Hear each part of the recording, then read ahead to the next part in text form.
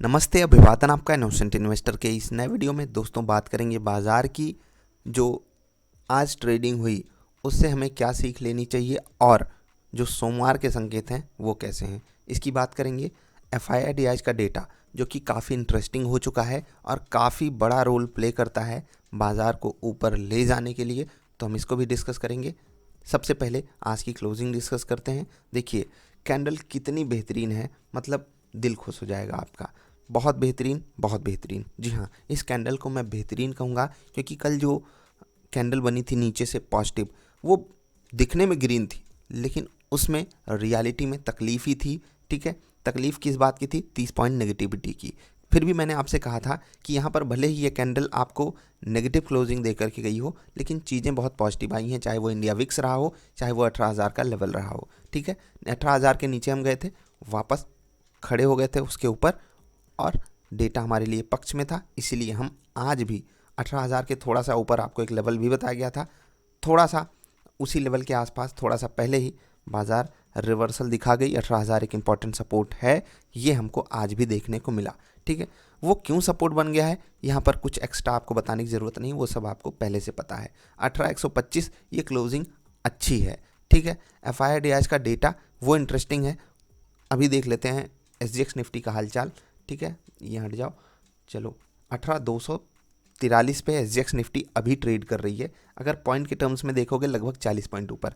और आज अगर आप हाई देखोगे SGX निफ्टी की तो दिल खुश हो जाएगा, यहाँ से 100 पॉइंट ऊपर। जी हाँ, SGX निफ्टी अभी थोड़ी देर पहले 150 पॉइंट ऊपर ट्रेड कर रही थी, 18,350 पे, अभी 18,250 पे ट्रेड कर रही है, तो भी 40 पॉइंट ऊपर ही है। ठीक है, तो ऊपर के लेवल से फिसले हैं अमेरिका के कारण, लेकिन ये जो क्लोजिंग हो करके गई वो SGX निफ्टी को एक इशारा दे करके गई थी कि भाई साहब मज़ा आ सकता है, और वो मज़ा SGX निफ्टी में ट्रेड करने वाले लोगों ने लूट लिया होगा आज। खैर, अपनी बाज़ार अब खुलेगी सोमवार को, 2 दिन छुट्टी है, वीकेंड है, तो आप भी पढ़ाई लिखाई कीजिए, इंजॉय कीजिए, सीखिए, समझिए। एफआईआई का डेटा ये है इंटरेस्टिंग और ये डिस्कस करना ज़रूरी है। ठीक है, ग्लोबल मार्केट से अभी के हिसाब से जो मंडे के लिए संकेत हैं वो 150 पॉइंट तक के पॉजिटिव ओपनिंग के थे, लेकिन अभी 40-50 पॉइंट ही बचे हैं। ठीक, अब DIS का डेटा देखिए, आज 550 करोड़ की बिकवाली हुई। एफआईआई का डेटा देख लीजिए, 1500 करोड़ की लगभग खरीदारी हुई। एक चीज़ बदल गई ना, बदल क्या गई चीज़ कि भैया DIS तो लगातार खरीदा करते थे, ऐसे नहीं बात समझ में आएगी, 1 मिनट मैं डेटा ऐसे निकालता हूँ, ये वाला। ठीक है, यहाँ से देखो, बहुत ध्यान से देखना। अगर हम बात करें अक्टूबर की तो DIS ने नेट 9,276 करोड़ की खरीदारी की है। खरीदारी इंटरेस्टिंग है ये डेटा। और अभी नवंबर में केवल 5 दिन बीते हैं। क्या नवंबर से इनको कोई तकलीफ है क्या? नवंबर में केवल 5 दिन बीते हैं, 5 दिन कहाँ, 4 दिन, 4 ट्रेडिंग सेशंस, और उसमें उनकी 3,500 करोड़ की बिकवाली हो चुकी है ना खतरनाक डेटा? ये डेटा DIS की तरफ से है। और क्यों ये डेटा खतरनाक बन रहा है मैं आपको समझाऊंगा, लेकिन उससे पहले सितंबर में 14,000 करोड़ की खरीदारी, अगस्त में 7,000 करोड़, जुलाई में 10,000 करोड़, जून में 46,000, 50,000 मई में, 50,000 मई में, और अप्रैल में 29,000 करोड़। यहाँ पर अपोजिट चल रहे थे एफआईआई। लगता है इनकी मिली भगत होती है, पता नहीं क्या होता है यार, समझ नहीं आ रहा है। क्योंकि अगर हम बात करें अक्टूबर की तो यहाँ पर नेट 489 करोड़ एफआईआई ने ओवरऑल बेसिस पे सारे ट्रेडिंग सेशंस को कंबाइन करके 489 करोड़ की बिकवाली करी थी। नेट वो फ्लैट थे, लेकिन नवंबर में उनका दिल पिघल गया और अब वो करने आ गए हैं खरीदारी। पिछले कुछ दिनों से लगातार खरीदारी कर रहे हैं।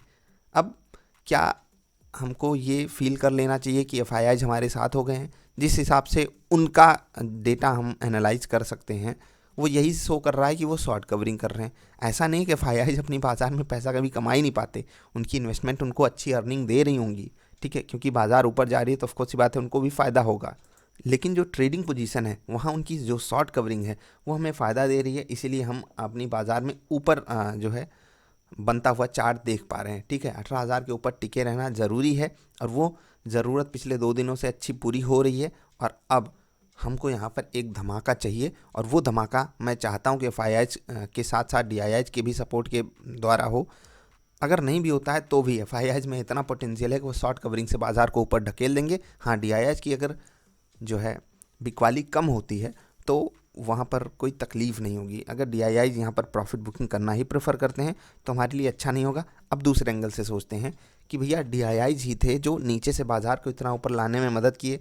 याद हो आपको, अगर यहाँ पर DIIs का सपोर्ट नहीं मिलता, लगातार वो खरीदारी कर रहे थे जब FIIs बेच रहे थे, और उन्हीं की मदद से हम 17,000 तोड़े थे, ठीक है, और 17,000 के ऊपर टिके थे। 17,000 कितना इंपॉर्टेंट लेवल बन गया वो तो आपको पता है। और उसके बाद अभी देखिए हम 18,200 के आसपास खड़े हैं, ठीक।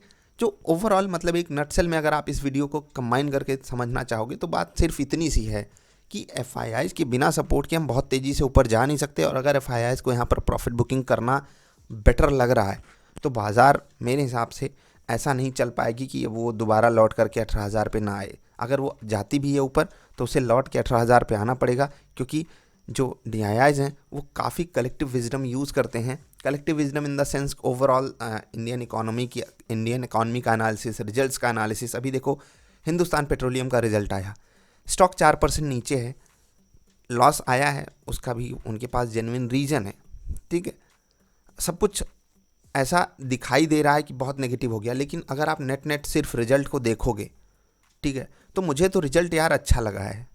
अब लॉस आ गया वो उसका कारण भी उन्होंने एक्सप्लेन किया हुआ है। हमको भी सारी बातें पता हैं, आपको भी सारी बातें पता हैं, मीडिया में सारी बातें हैं, लेकिन फिर भी स्टॉक 4% गिरता है। कोई तो बेच रहा है। कौन बेच रहा है? कौन बेच रहा है? ट्रेडर्स बेच रहे हैं, चाहे वो FIIs हों चाहे DIIs हों। अब ये क्यों होता है? जो शॉर्ट टर्म ट्रेडिंग पोजीशंस हैं उनको कट करना होता है, एक्सपायरीज होती हैं, वीकली एक्सपायरी है, मंथली एक्सपायरी है, सबको एडजस्ट करना होता है, इसीलिए ये सब ट्रेडिंग पोजीशन बनाई जाती हैं। अब FIIs का साथ मिल रहा है, भले ही शॉर्ट कवरिंग के रूप में अभी दिख रहा हो हमको, हो सकता है वो बाद में बदल भी जाए, लेकिन DIIs का भी साथ चाहिए। हाँ, आज उनकी बिकवाली कमाई है, उम्मीद यही है कि वो 18,000 के ऊपर जब बाजार स्टेबल हो जाएगी तो एक बार फिर से अपनी खरीदारी करेंगे। पिछली बार मैं ऐसे बातें नहीं बोलता था, मैं आपको बोलता था कि DIIs को जब तक 17,000 नहीं मिलेगा वो खरीदारी नहीं करेंगे। याद है आपको या नहीं? मैं लगातार ये बात बोलता रहता था, और अभी मेरी इस बात में थोड़ा सा बदलाव आया है उनके डेटा पैटर्न्स को देख करके। आई डोंट नो कि मैं कितना सही हूँगा, लेकिन फिर भी जो चीज़ें थी मैंने आपसे कह दी, ठीक है। तो अब ग्लोबल मार्केट का एक बार और हाल चाल देखेंगे। शुक्रवार है, शुक्रवार की क्लोजिंग अच्छी थी। अभी यार SGX निफ्टी मात्र 35 पॉइंट ऊपर बची है, और ये डेटा अमेरिका वाले मूड ख़राब कर रहे हैं, क्या ही बताएं। 150 पॉइंट ऊपर थी, मुझे वीडियो लगता है थोड़ा जल्दी बना देना चाहिए थी, ठीक है। क्या बताऊं, आपको चार्ट दिखाई देता हूं, ऐसे देखो 15 मिनट का चार्ट, ठीक है।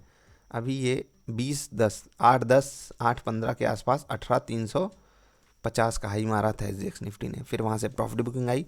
अमेरिका वाले मूड ख़राब करके रखें, कोई बात नहीं, let's hope for the best.